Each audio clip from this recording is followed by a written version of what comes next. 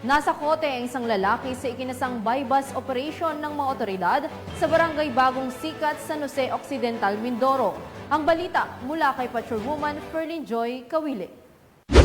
Arestadong isang lalaking tulak ng ilegal na droga sa inilunsad na bypass operation ng pinagsamang mga operatiba ng Municipal Drug Enforcement Unit ng San Jose Municipal Police Station at Provincial Drug Enforcement Unit ng Occidental Mindoro Police Provincial Office sa Sitio Santa Monica, Barangay Bagong Sikat, San Jose Occidental, Mindoro nito lamang ikapitol ng Hunyo taong kasalukuyan.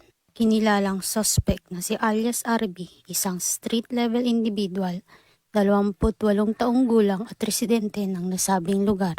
Isinagawa ang pag-aresto matapos makabili ng hinihinalang droga ang isang operatiba na nagpanggap na pusher buyer gamit ang isang 1,000 pesos na marked money.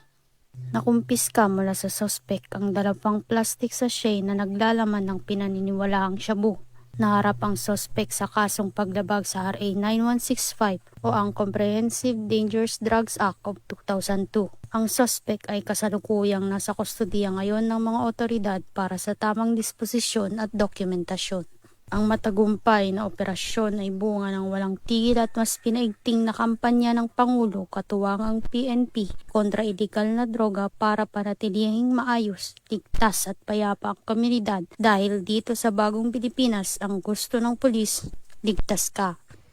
Mula dito sa Calapan City, Oriental, Mindoro, ako ang iyong PNN correspondent, Patrolwoman Ferlyn Joy Kawile, alagad ng batas, taga-taguyod ng balitang pulis. Maraming salamat, Patrolwoman Kawile.